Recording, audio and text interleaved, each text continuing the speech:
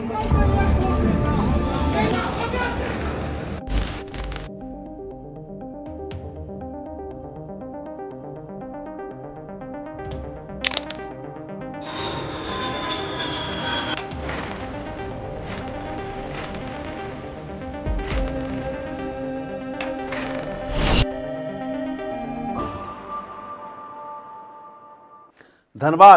देश की कोयला राजधानी, करोड़ों के राजस्व देने वाला शहर, लेकिन आज भी हवाई सेवा से वंचित।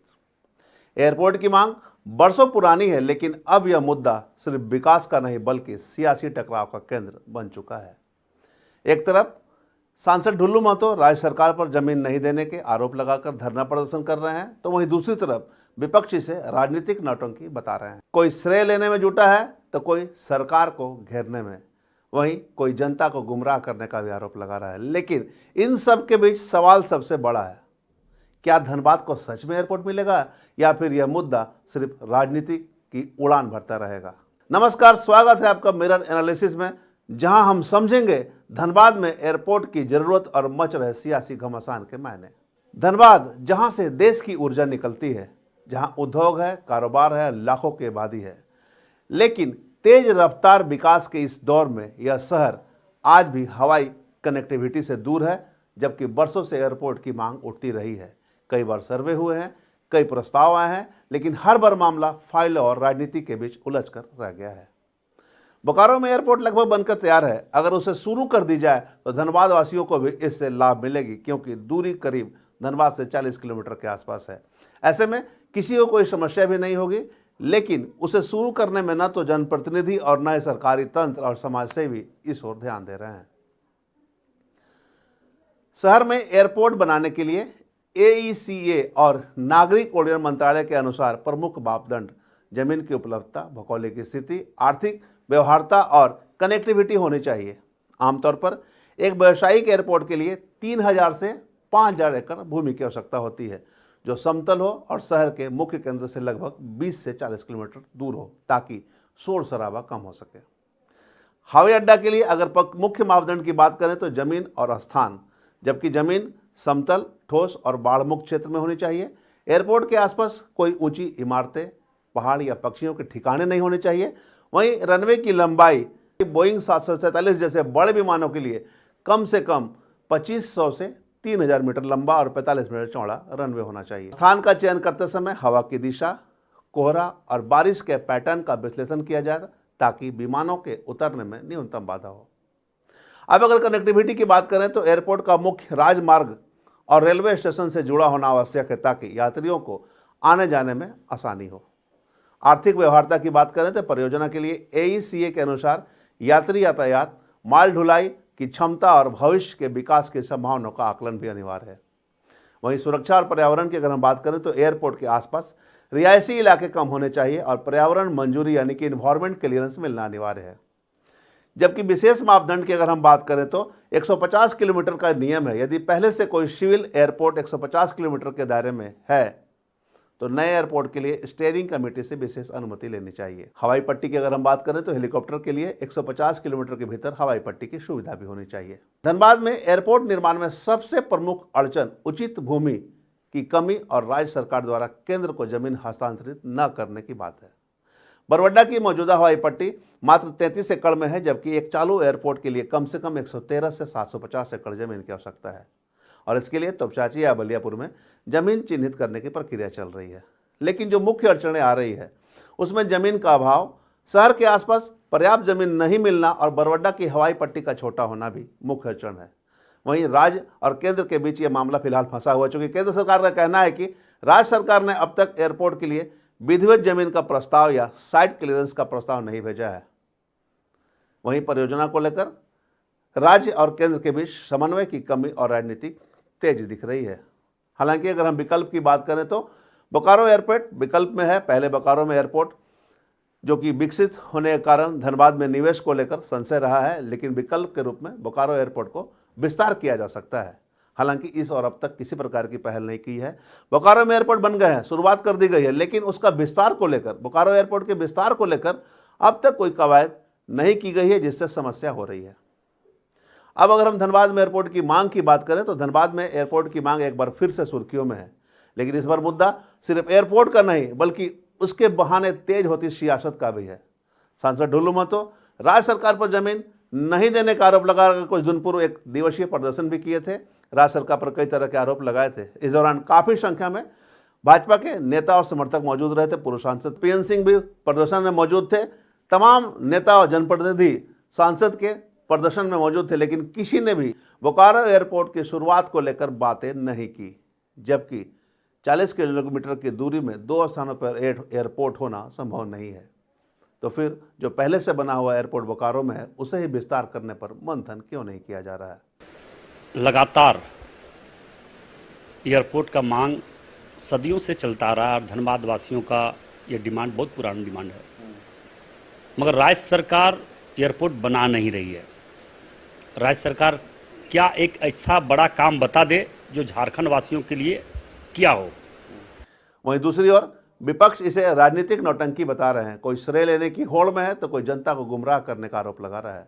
विधायक अरूप चटर्जी ने स्पष्ट कहा कि केंद्र सरकार से ऐसी कोई पत्र राज्य सरकार को प्राप्त नहीं हुए हैं जिसमें जमीन देने की बातें कही गई है, जबकि झामुमो के शेखर अग्रवाल ने भी कहा है कि यह केवल राजनीतिक स्टंट है और इसे जानबूझकर एयरपोर्ट के मुद्दा में सरकार को घेरने का प्लान किया जा रहा है, जबकि यह केंद्र सरकार की जिम्मेवारी है कि जमीन राज्य सरकार से उपलब्ध करवाए।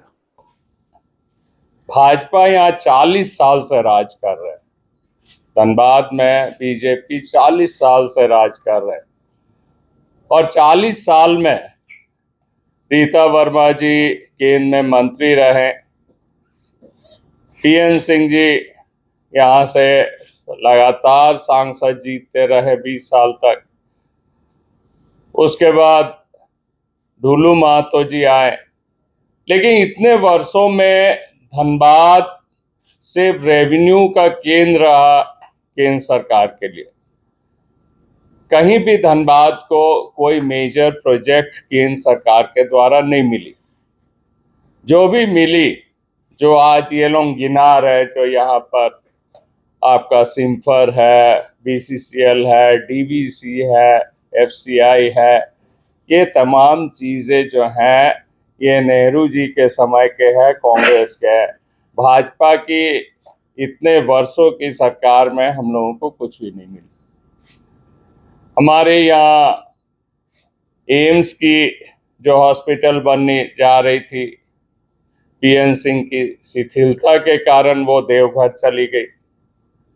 हमारे यहाँ जो रेलवे के प्रोजेक्ट्स या नई ट्रेन आना था, इतने वर्षों में भी हम लोगों ने कभी भी रेलवे प्रोजेक्ट्स हम लोगों ने नहीं देखा। और आपके झारखंड में आज आप लोग बोल रहे हैं जो हेमंत जी जमीन नहीं दे रहे इसलिए हम लोग एयरपोर्ट नहीं बना सकते। 17 साल आपकी सरकार रही राज्य में। माननीय पूर्व सांसद पीएन सिंह जी यहाँ मंत्री रहे, पहला मंत्री रहे। और मैं 3 साल बता दूं, जो बाबूलाल जी जब मुख्यमंत्री थे तो उस समय सरप्लस बजट पेश होती थी झारखंड में। सरप्लस बजट के मतलब होता है जो सरकार के पास पैसा अधिक है, काम उतना नहीं है। तो अगर सांसद महोदय को इतनी चिंता थी, भाजपा को इतनी चिंता थी, तो उस समय निश्चय यहाँ पर एयरपोर्ट के लिए जमीन की चिन्हितीकरण हो सकता था। अगर आज भी सांसद महोदय को इतनी चिंता है तो हमारे माननीय मुख्यमंत्री महोदय जब हम लोगों ने उस समय धनबाद आए थे लास्ट टाइम और हम लोगों ने एयरपोर्ट में मिला, धनबाद में जो एयरपोर्ट है वहाँ पर मिले, तो उसने डीसी से पहला बात यही कहा जो भाई क्यों नहीं एफसीआई की ज़मीन पर आप एयरपोर्ट बना देते, बनाने के लिए पहल करते।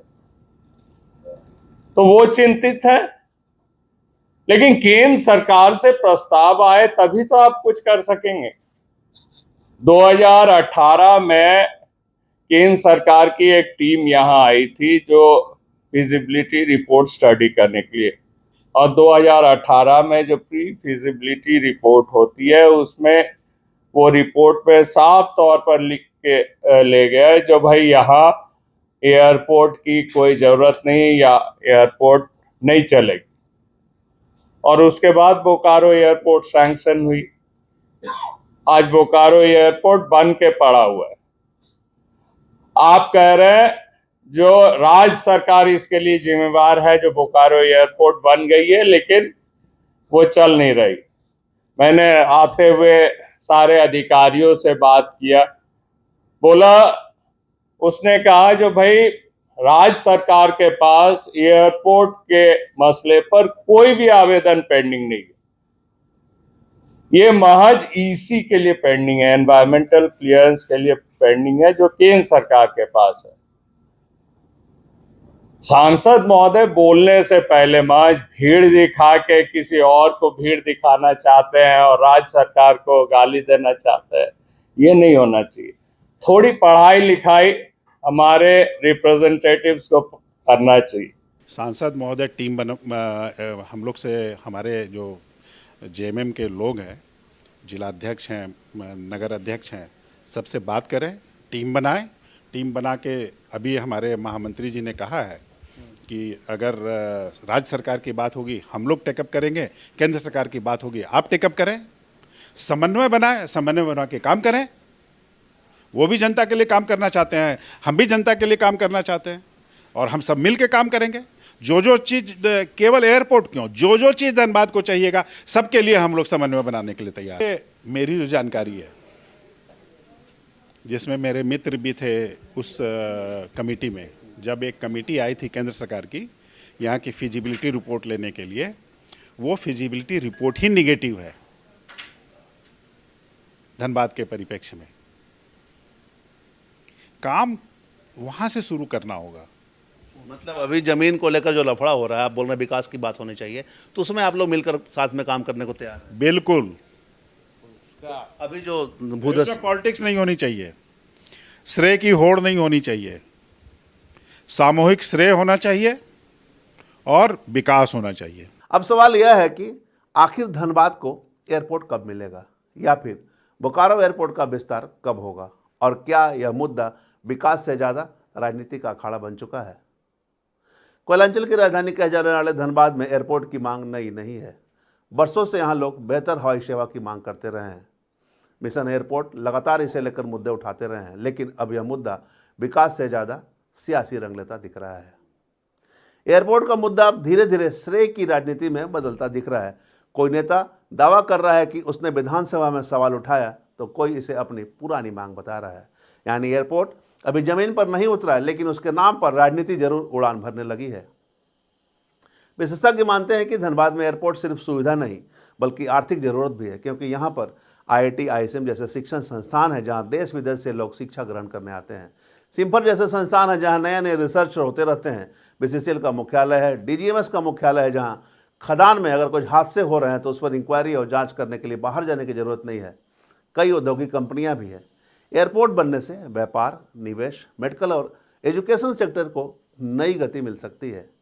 कोयलांचल सीधे देश के बड़े शहरों से जुड़ सकता है, लेकिन फिलहाल तस्वीर यही है कि विकास का यह सपना राजनीतिक बयानबाजी, धरना, आरोप और श्रेय की लड़ाई के बीच फंसा हुआ है। क्या सच में धनबाद में एयरपोर्ट बनेगा, या फिर यह राजनीति का शिकार बनकर रह जाएगा?